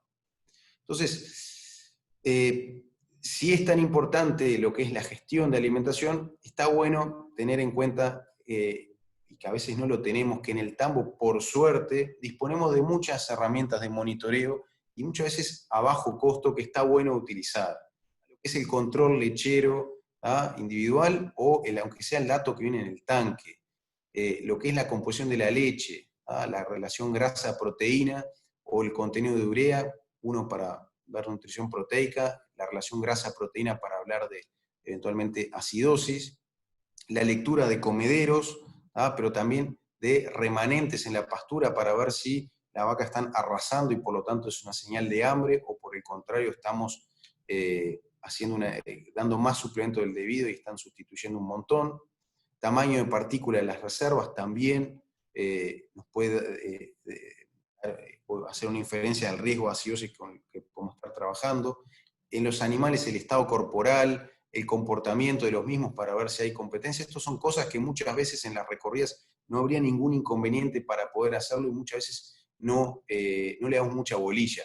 Capaz que individualmente ninguna de ellas es muy sensible para detectar problemas. La fortaleza es cuando agarramos todo esto en conjunto. ¿Ah? Hasta las características de la cesta muy tonta debería ser algo que nosotros le diéramos más importancia para poder inferir si hay algún situación. Para terminar, y ahora sí prometo que si se quiere después abrimos de preguntas. Yo había hecho un ejercicio simplemente bastante básico de lo que puede ser una situación donde hoy estamos contando con un muy buen turno de pastoreo, buen raigras de pastoreo, unos 8 kilos de materia seca, que es algo que uno diría perfectamente es lograble en un solo turno de pastoreo, en un muy buen turno, y si damos las condiciones que antes dijimos, adecuadas, esto es perfectamente lograble, incluso un poquito más. ¿Tá? Y en este caso, hablando de lo que puede ser ración en sal, acá yo le ponía la prolacta, y algo de suplementación con una mezcla afuera a base de grano de maíz, soja y lo que puede ser silo de sorgo. Estamos hablando de unos 18 kilos y medio de materia seca para estos animales, estamos dentro del consumo predicho por lo que es el NRC para este momento, los niveles de proteína de vuelta parece que están dentro de la meta. Yo había puesto como una meta unos 26 litros de leche, y vean que tanto por energía o por proteína, esta dieta estaría permitiendo llegar a esos valores e incluso un poquito más. Estamos hablando que a nivel de proteína agregada en rumen, estamos arriba de ese 10,5 que comentábamos antes, y en cuanto a lo que puede ser fibra, también estamos por arriba de ese 25% 20-25% que se toma como mínimo para hacer una buena salud ruminal. En este caso, a los precios que ya tienen quizás unos 15 días, el margen me estaba quedando unos 4,4 dólares de alimentación por vaca y por día. Esta es una situación realmente ideal que uno diría para gente o situaciones donde uno todavía por suerte puede contar con los regrases como por ahora que están entrando. ¿Qué ocurre cuando por distintos motivos, en este otro ejemplo tenemos ya un pastoreo mucho más acotado, casi que uno diría que es el mínimo por el cual valdría la pena salir a pastorear, mucho menos que esto, uno diría que quizás los gastos energéticos asociados a lo que puede ser ir a buscar tan poca pastura no tendría mucho sentido. Y aquí simplemente para mostrar que, la pastura era un excelente alimento con valor nutritivo, y tratar de lograr apuntar a arrimarnos esa meta de 26 litros implica, no solamente tener que compensar con más reservas, muchas veces de calidad no muy buena, sino meter un poco más, en este caso harina de algodón, le puse, más grano de maíz, y también lo que puede ser el caso de urea. Urea, de vuelta, en casos donde la disponibilidad de pastura es alta, no voy a precisarla, pero muchas veces en situaciones que tienden al encierro, el nivel de proteína degradable en rumen puede ser una limitante, y aquí sí tiene un lugar. Y ya ven que incluso la proteína me está limitando. De hecho, vean, la dieta, a diferencia del caso anterior, me está quedando en 15%. El RDP, limitante, fibra detergente neutro total y probablemente de forrajes, no hay problema porque estamos hablando de que metimos al sorgo. Y obviamente el margen estamos hablando que es casi 15% inferior por haber tenido esa menor posibilidad de pastoreo y tener que incluir mayor cantidad de suplementos y muchas veces más caro. Vean que acá también tuvimos que meter fosfato dicálcico, óxido magnesio, que es bien importante, sobre todo ahora y en verdeos de invierno, para prevenir hipocalcemia y hipomagnesemia. A modo de reflexiones finales, simplemente recordar que, o por lo menos reforzar, preparto y lactancia temprana son momentos críticos en el ciclo productivo de la vaca lechera, críticos, y en los cuales el consumo como variable individual es quizás la más relevante en todo el sistema. En el preparto, quizás la meta sea apuntar a proveer el 100% de lo que el animal requiere, ni más ni menos, mientras que en lactancia uno debería, entre comillas, tender a maximizar el consumo de los animales por toda esa mayor respuesta que uno puede esperar.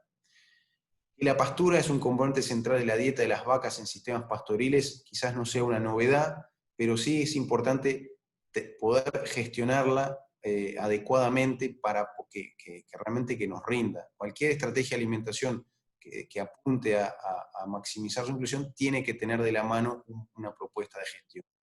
Al suplementar, considerar los efectos directos y residuales. Yo ahí no comenté mucho de respuesta residual porque es más variable aún o más difícil dar algún valor. Después, en fin, ahí varía mucho, desde 20% de la respuesta directa hasta el 100% de la respuesta directa que observamos. ¿Ah? Y bueno, lo que decíamos al final, el manejo, alimentación y el confort animal usualmente tienen más impacto que la formulación de la dieta. Muchas veces uno recibe algunas consultas por cosas realmente son muy hasta sofisticadas, a veces de tal nutriente, tal mineral, lo que sea, y uno a veces intuye, rascando un poco, que hay problemas de fondo más grandes, de un desequilibrio entre lo que puede ser, por ejemplo, oferta de pasto con demanda de los animales. Bueno, de mi parte es todo, simplemente mencionar que mucho de lo que estuve comentando aquí, Iña ha hecho algunos materiales, sobre todo ahora en época de manejo virtual, para que, bueno, puedan acceder a ellos a través de YouTube. El sistema 3R está bien descrito en una serie de Iña, y mismo con Aprole tiene cosas realmente interesantes, todo lo que hace a esos ejercicios de impacto económico de la fertilización nitrogenada, bien vale la pena revisarlos, que son de mucho. Bueno, de mi parte es todo, quedo a disposición, como decía, para las preguntas que puedan llegar a surgir.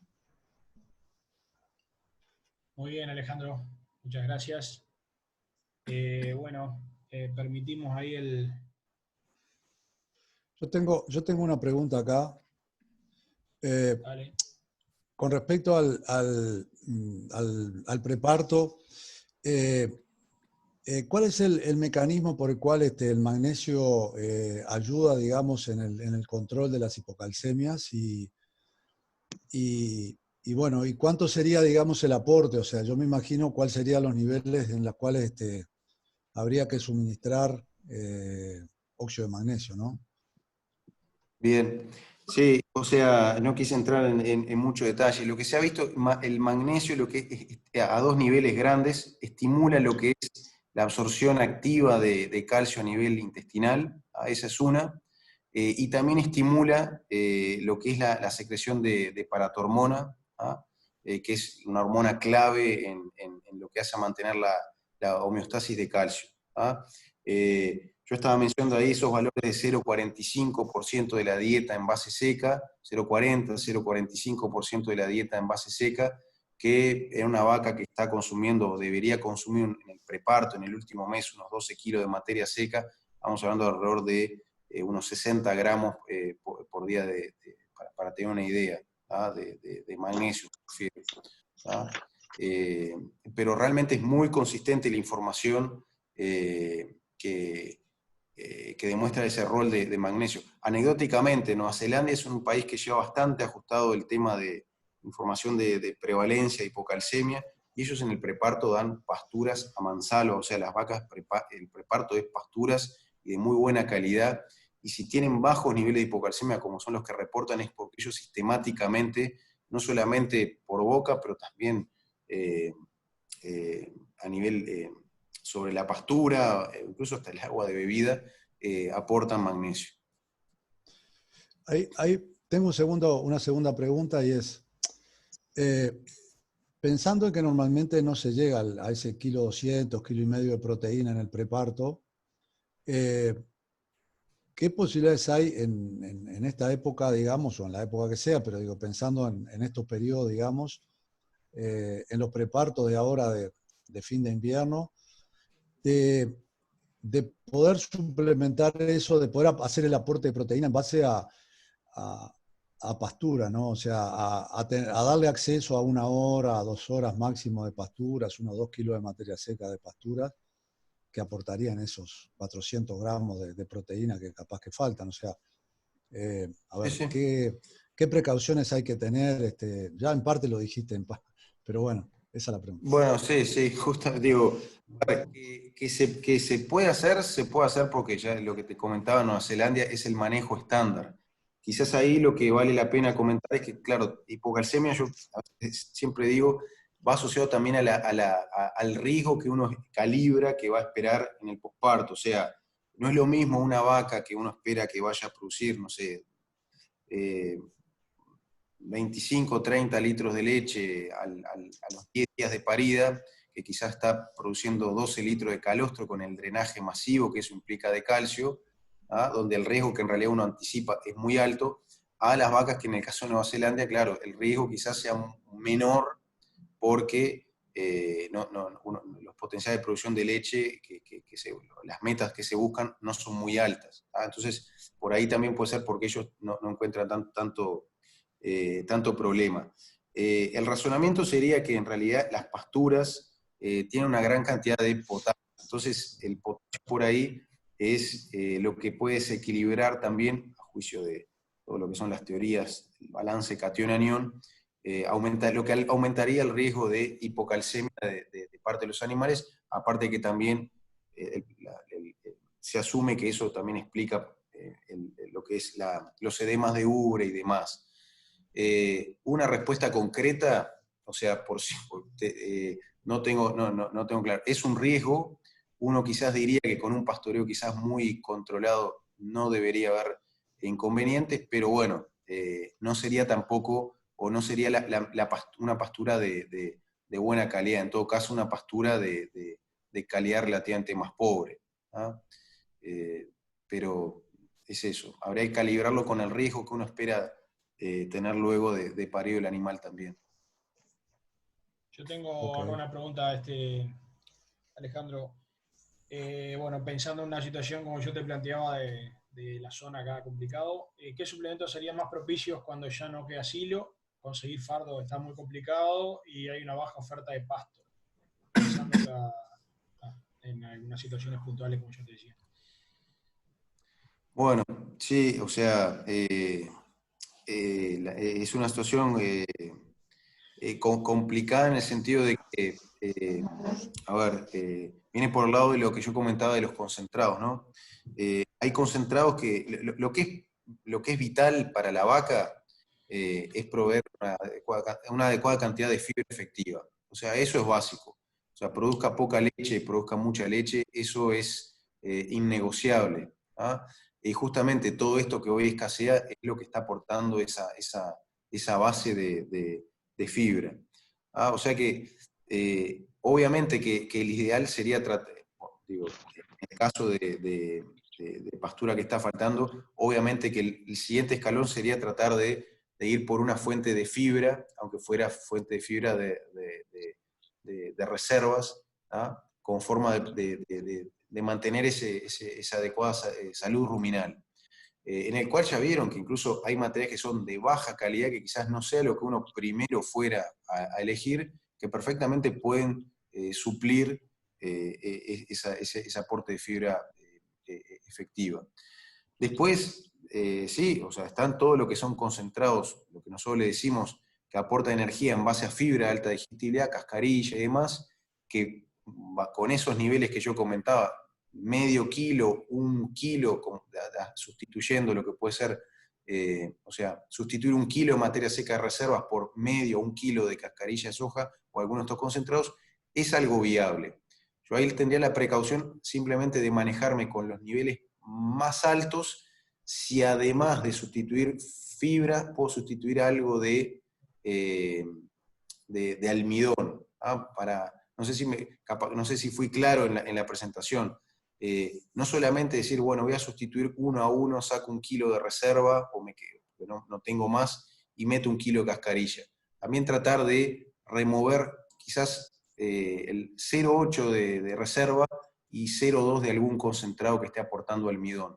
De forma de que, sin descompaginar toda la densidad energética de la dieta, me esté dando una cierta tranquilidad de que no estoy recargando demasiado la cantidad de almidón. Yo repito, o sea, no es una respuesta fácil, porque el mejor alimento, obviamente el que hoy es más difícil de conseguir, me refiero a las reservas forrajeras, pero sí alerta un poco el ir directamente a hacer esas sustituciones 1 a 1 que son peligrosas. Cortito nomás, un experimento que se hizo también en el IPABA ahí, comparando lo que es a nivel ruminal la suplementación con grano de cebada, grano de maíz y cascarilla de soja, o sea, alimentos almidonosos con cascarilla de soja. Créanme que la caída de pH ruminal de la cascarilla de soja, que uno diría, es un alimento seguro, no era muy diferente que la del grano de maíz y la cascarilla, y la del grano de cebada. O sea, por otros mecanismos también genera acidez a nivel ruminal. Les recordamos a todos que, bueno, tienen habilitado para prender el micrófono y, bueno, y también para prender la cámara, ¿no? Sobre todo si van a hacer una consulta, estaría bueno. Omar, mientras... Cristina Méndez levantó la mira, mano. dale. Adelante. ¿No? Hola, ¿me escuchan ahí? ¿Sí? Sí. No, quería preguntarle a Alejandro antes que se me vaya. Estoy con el tema acá en el barrio complicado con el tema nitrato y nitrito. Sé que no abordó ese tema, pero ¿qué aconseja o qué manejo se puede hacer con el tema de nitrato y nitrito? Que la verdad que me está enloqueciendo. En las avenas y regrasa en el barrio mío está complicado el tema. Mira quién era Cristina Méndez. Sí, te adelanto, no es mi especialidad, no soy veterinario, pero más o menos te voy a transmitir, quizás algún otro pueda complementar.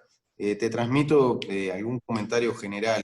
Lo primero es que si vos anticipás que pueda haber algún problema en el sentido de pastura en alto contenido de nitratos, que incluso a veces, y es verdad, porque después no son, a ver, es mandar a analizar esa pastura a algún laboratorio, que hoy hay muchos que te pueden hacer el análisis de nitratos, para saber si efectivamente puede llegar a ser un riesgo o no. De hecho, comentaba, nosotros algunos materiales que después sabíamos que tenían altos nitratos, vos vas al campo y los ves con un tono azulado que no es habitual de ver, entonces hasta visualmente, si puedes anticipar algo de eso y mejor con un análisis, tanto mejor.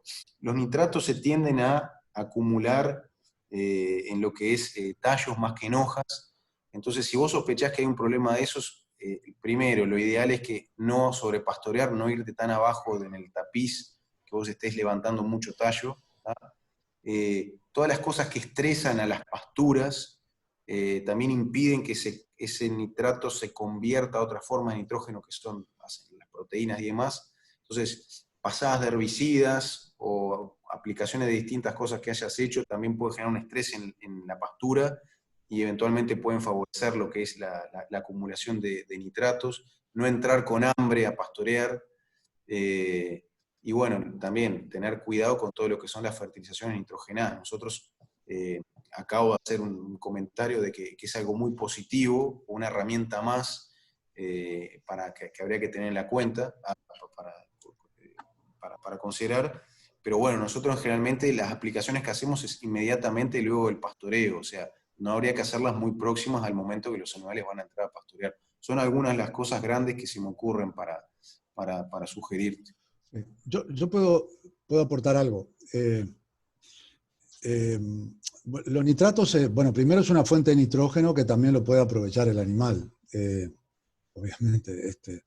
Ahora, esto pasa, la intoxicación por nitrato se da cuando la capacidad de procesamiento de ese nitrógeno, digamos, esa fuente nitrogenada, supera, digamos, la capacidad que tiene la flora, digamos, de procesarlo. Entonces, algunos elementos que ayudan son, primero, limitar la cantidad de nitratos que puede ingerir. Como dice Alejandro, no pastorear muy abajo o incluso limitar el tamaño de franja o el tiempo de pastoreo. O sea, capaz que reduciendo la franja a la mitad, el consumo es menor y la cantidad de nitratos la puede degradar la flora, ¿correcto? Eso en primer lugar. En segundo lugar, algo que dijo también Alejandro, y es en pastura de ese tipo, básicamente arregras, que es más bravo que la avena, pastorear después que haya de tarde PM y no AM. ¿Sí? Tercero, es bueno que las vacas ingresen, ya lo dijo también Alejandro, no ingresen con hambre, sino con alguna fuente de energía, de almidón, digamos, disponible para que trabaje mejor la flora, o sea, ya sea silo o algún grano, bueno, maíz, bueno, algún grano, simplemente una fuente de almidón que permita, digamos, que sincronice, digamos, con ese aporte de nitrógeno, ¿no? Pero bueno, un poco por ahí yo creo que viene, sí, lo que puede aportar. ¿El pastoreo mecánico puede mejorar la situación o empeorarla? Sí, la verdad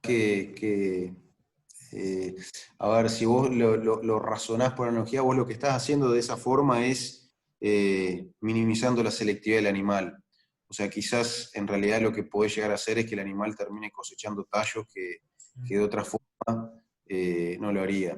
También es cierto que dependiendo de cómo cortás, es lo que un poco mencionaba Carlos, o sea, y lo hecho empezar a pastorear de tarde. Si ese material tiene más materia seca, tiene mayor contenido de azúcares, bueno, podría ser algo beneficioso en realidad.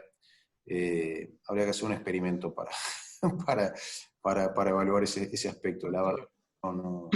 Perdón, Omar, Adelante, Jorge. agregar a lo que dijo Carlito, a lo que dijo Alejandro, buenas noches para todos. Bueno, hola. Lo del análisis es importante antes de empezar los pastoreos, ¿no? Ahí, bueno, hay varios laboratorios con la BECO lo hace y es un análisis rápido. La otra, si tienen mucha duda, es no ingresar todos los animales, sino algún animal solo, porque los síntomas aparecen enseguida y es una forma de monitorear, o sea, no echar todos los animales juntos, porque si uno tiene un problema masivo, es más difícil de resolver desde el punto de vista terapéutico que con pocos animales. Y el pastoreo, el pastoreo mecánico puede agravar el problema. En realidad se han dado casos de nitrato y nitrito con reserva también. Entonces, lo más importante es, si uno puede mandar a hacer el análisis, es bueno. Si uno no puede mandar a hacer el análisis, es probar con pocos animales o algún animal viejo y va a ver los síntomas dentro de la primera hora, ¿no? Lo que dijo Carlito también de aportar granos de digestibilidad ruminal también ayuda algo. Y por último, si nada de eso da resultado, el azul de metileno intravenoso es el tratamiento que puede salvar a los animales en el caso que se le dé un brote, ¿no? Pero si es un brote masivo es difícil de manejarlo.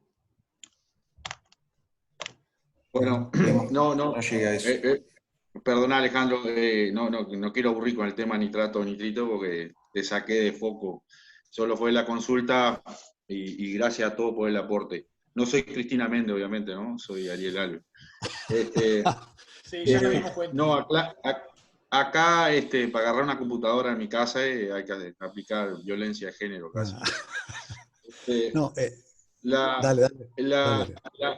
El problema que tengo acá en el barrio es que, claro, hay un problema de reserva por el tema La falta de la de seca. reserva, claro. Y lo único que hay ahora son los verdeos y bueno, y están buenos y la gente lo que tiene para comer es eso. Entonces he tenido episodios, casos clínicos, muerte y de todo un poco. Por eso era un poco la pregunta, ¿qué manejo, qué se podría hacer para reducir el problema de nitrato y nitrito? Pero no quiero aburrir más porque te saqué de foco. Ariel, también son casos relacionados a baja suplementación de grano, ¿no? Exacto. Sí, Exacto. Sí, por eso. Sí, es un combo, ¿no? Poca reserva, poco grano, y lo que tienen ahora la oferta es el pasto, el verdeo, el ryegrass y la avena, y bueno, ande mango revoleado. Por eso, sobrepastoreo, poco grano, sí, todo el combo. No, yo tenía algo que creo que es una oportunidad de encuentro capaz que sirve para, cortito, digamos, para transmitirle, y es lo siguiente. Tiene que ver con el tema el tema parasitario en vacas. Voy a tratar de resumirlo. La realidad es que siempre hemos pensado que a nivel de bovinos adultos las parasitosis no impactaban en la producción o no tenían un impacto mínimo, excepto el sahuaypé y demás. La realidad que hay algunos trabajos, donde en el Uruguay en ese sentido, por lo que tengo entendido, no ha habido trabajos. Lo que manejamos son bibliografía del exterior, fundamentalmente del hemisferio norte, con un clima más frío, seco. Y ya hace unos cuantos años a mí me tocó participar por un docente de facultad, el doctor Justino Martínez, que yo estaba recibido, que me planteó de hacer un trabajo en un establecimiento, porque a nivel de Francia, digamos, había trabajos que decían que el desparasitado de vacas lecheras en el preparto mejoraba la producción futura. Entonces, en esa época había fotocopias, me mandó bibliografía y demás, y bueno, yo lo que hice fue el trabajo. Él incluso me comentaba, y el trabajo que está en francés lo decía, con el coproparasitario no había evidencia de huevos, pero sí el desparasitado preparto, digamos, mostraba diferencias en los primeros meses de lactancia importantes, del orden del 11% de aumento en producción. Eso lo hice no hace tanto, fue en el año 85, y la realidad es que dio lo mismo. Y las vacas las medía yo, porque yo vivía ahí, medía yo, se hizo, me acuerdo, en aquella época lo que se usó para el desparasitado preparto fue el Dovenix, un saboipicida. Eso después yo lo tomé y bueno, y divulgué que me parecía que el antiparasitario preparto tenía efectos, y mal no iba a ser.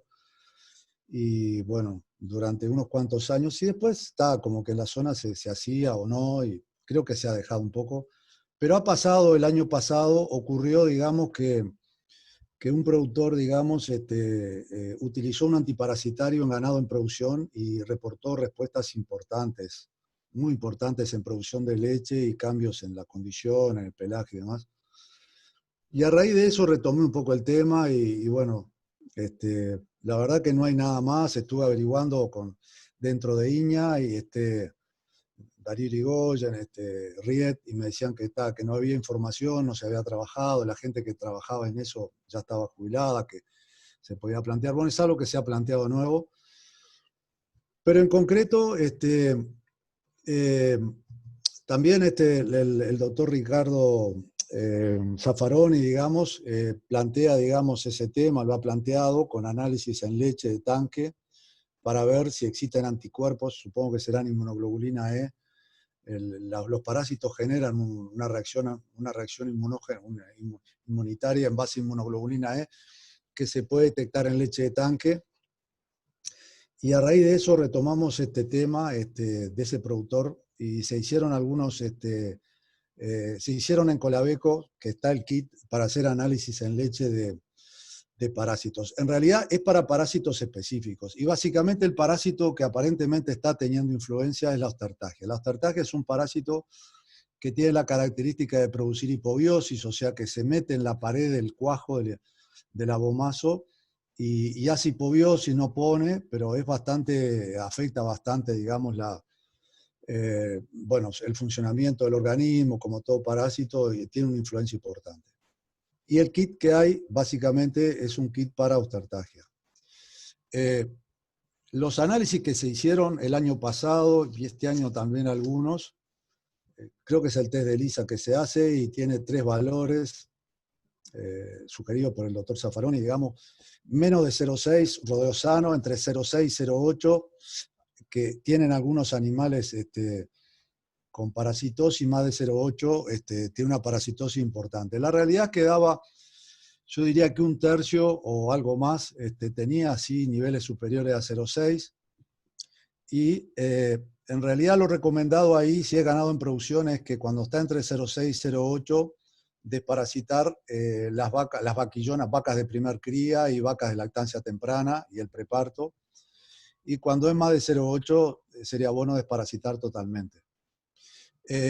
Esto puede decirse que, bueno, hoy hay 2 productos de empresas distintas, de 2 laboratorios que se pueden utilizar en vacas en producción. Son antihelmíticos bastante modernos, espirometrina me parece que se llama. Se echa por el lomo, a razón de 50 centímetros en la vaca, son 10 centímetros cada 100 kilos.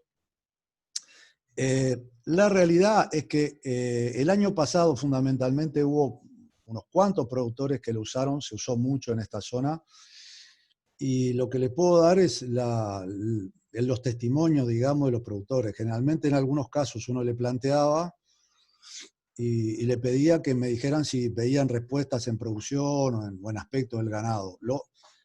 La gente que me respondió, que no fueron todos, es probable que los que no vieron nada no me hayan dicho nada, o si no, no me lo dijeron, no tenían por qué decírmelo tampoco, marca de que todo lo que me respondieron me dijeron que sí, que había sido muy notorio el efecto, que lo primero que se notaba era en el pelaje, y en segundo lugar que había respuestas en leche, bueno, fueron muy diversas, pero algunas yo diría que hasta sorprendentes, que cuesta atribuirlas exclusivamente al efecto del antiparasitario.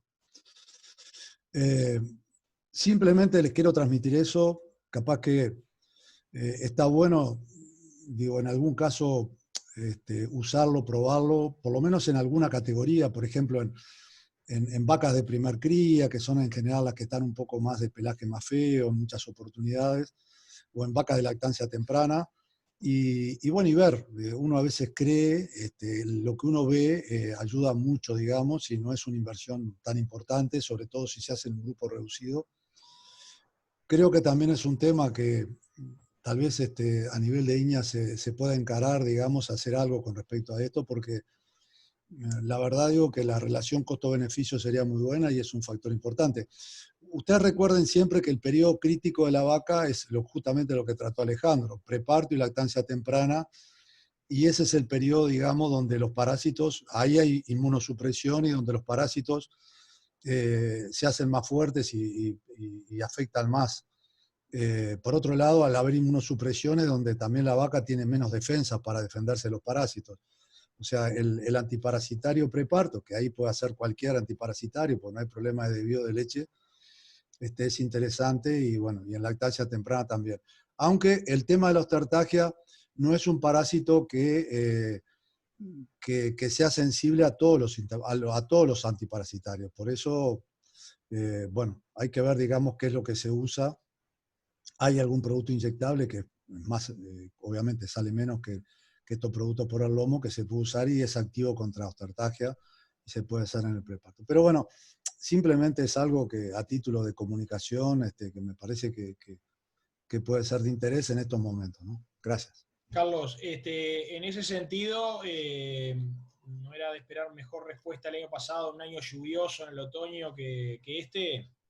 Por la carga de Bueno, temperatura. yo creo que el año pasado es probable, el año pasado lo asociamos a eso. En realidad, el disparo de todo esto vino por un productor que es un productor observador, de buenas producciones, que me llamó para decirme eso. Mirá, hice tal cosa, y la realidad que tuve una respuesta en leche que fue muy importante, y los animales cambiaron, te lo digo, por si te sirve, para que lo transmitas. Y yo lo tomé de vuelta recordando esas épocas, y era algo que en realidad uno lo asociaba como que ya estaba asumido, de que la vaca hay que desparasitarla al secado, preparto, ¿verdad? Generalmente con saboipicidas. En realidad después recordé también que el doctor Zaffaroni en algún momento, de hecho lo sigue haciendo, hizo muestreo, digamos, hacía muestreos en tanque y le manda la información. Y ahí ellos tienen un poco más, han trabajado más en este tema, el laboratorio ha trabajado, y él, Ricardo, está bien al tanto de esto. Y la verdad que está bueno, y tenemos esa herramienta que bueno, si alguno quiere tener algún dato, es sacar una muestra de leche de tanque. Lo que se pide es que se prenda el revolvedor, que es una muestra uniforme, se saca un tubito, 50 centímetros, se manda con la Beco, eso no tiene costo para el productor, o hablan con Ricardo y Ricardo se encarga, y después le devuelven la información, muy profesional a mi juicio, digamos, en el sentido de cuáles son los parámetros y los criterios de tratamiento. Menos de 0,6 a rodeo sano, entre 0,6 y 0,8 se recomienda a categorías jóvenes y vacas de lactancia temprana, y más de 0,8 es una infectación importante. Sí, yo creo que este año probablemente nada que ver con el año pasado, tal vez sea menos, pero siempre es bueno aprovechar estas instancias para decirlo, y en alguna situación donde vean animales un poco feos, no solamente por dieta, sino animales peludos, categorías jóvenes, digamos, que uno la ve fea, el poder hacer un tratamiento, capaz que 1 litro da para 20 animales, y observarlo aunque sea, bueno, si hay control lechero mejor, pero después el aspecto nomás nos puede ayudar un poco bueno, sirve, digamos, me parece.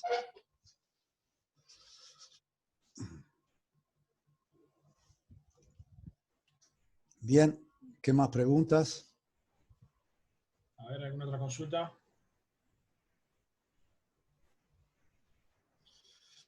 No, Alejandro, yo me quedé un poco con la... bueno, a ver, todos partimos de la base de ese efecto residual, ¿no? De elementos concentrados en lactancia temprana. Ahora hay algunos ensayos, digo, bueno, de Chilibroste, de Yamandú incluso, bueno, que contradicen un poco eso, ¿no? Esos ensayos que estabulaban al principio y como que la respuesta sí se notaba en el estado de los animales, pero no tanto en leche. Digo, ¿qué comentario puede hacer al respecto? O capaz que entendí mal los ensayos. No, sí, sí, no, no, está claro. De hecho, a ver, si vos te fijás, justamente vas un poco más atrás en trabajos de Estanzuela y también algunos de Mac. Hay uno muy particular del 99, que hay una sequía muy, muy grande, donde en realidad creo que la base forrajera era fardo alfalfa y después distintos niveles de suplementación. Y ahí la respuesta que tuvieron residual, la respuesta directa fue, nunca me olvido, fue prácticamente 1 litro de leche por kilo de suplementos, pero la residual fue superior. En total, la respuesta global era casi 2 litros de leche, 2,5 litros por kilo de suplementos. O sea, no había forma de errarle con esa producción. Ahora, esos niveles tan altos de respuesta ocurren cuando el nivel basal, o sea, el punto de partida de esos animales en lactancia temprana era muy bajo. O sea, mientras más bajo sea ese punto inicial, tu respuesta residual que vos logres por suplementar a esos animales mal alimentados va a ser tanto mayor. De hecho, los trabajos más recientes de confinamiento, incluso que mostraba Yamandú, yo tenía una diapo que al final lo mostré, era, o sea, el confinamiento total versus el manejo más estándar de un turno de pastoreo y un turno de acceso a reservas durante la noche. Durante la aplicación de los tratamientos, el confinamiento le sacaba 50% más de leche al otro. Cuando ibas a ver la respuesta residual, 12% más de leche. No era nada. Hoy lo que está planteando es que cuando en lactancia temprana en general los animales están bien manejados, la suplementación adicional que vos agregues arriba de eso más o menos equivale a un 20% de la respuesta directa. Pero ni que hablar que no estamos hablando de eso, de ese casi doble que te comenté, ese trabajo muy viejo, que en realidad el problema es que las vacas están muertas de hambre desde el vamos. Obviamente que ahí la respuesta residual que muchos de nosotros durante mucho tiempo mencionábamos tan altas, se debía a eso. O sea que hoy lo más probable es que vayan más en línea de lo que te decía, 10 a 20% de la respuesta directa.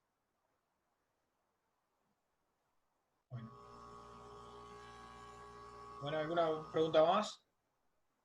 No sean tímidos, aprovechen la instancia.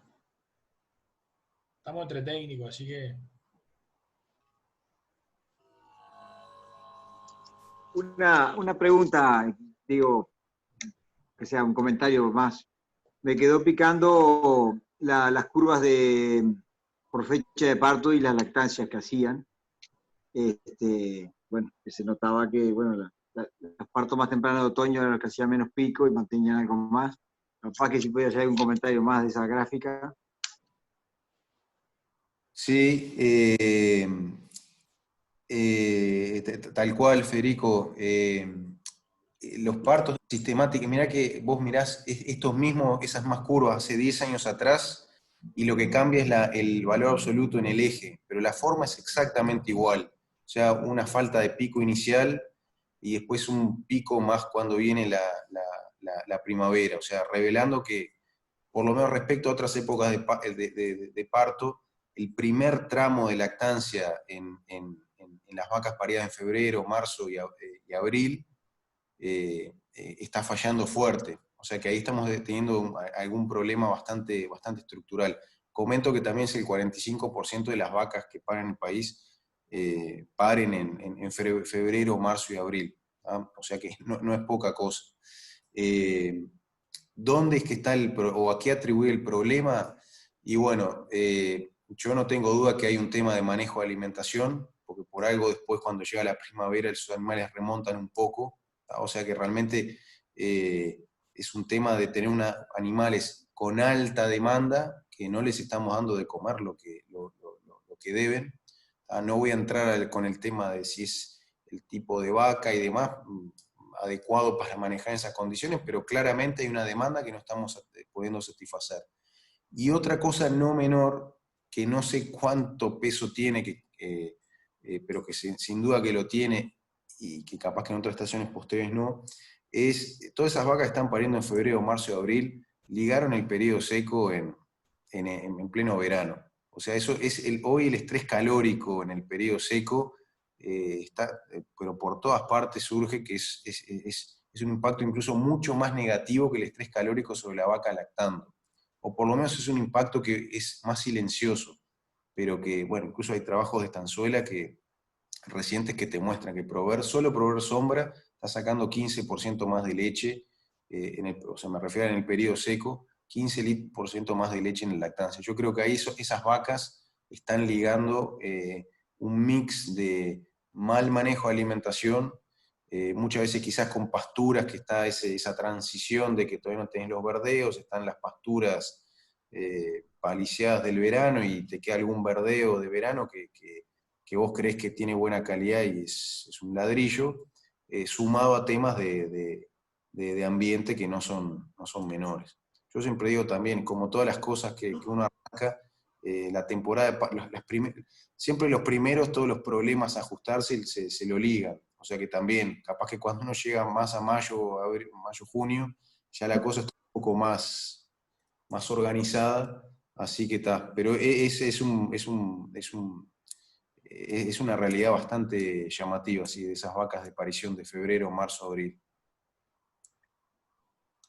Bueno, estamos llegando a las 2 horas y bueno, se nota en la caída de la gente. Así que bueno, no sé si hay alguna otra pregunta, algún otro comentario.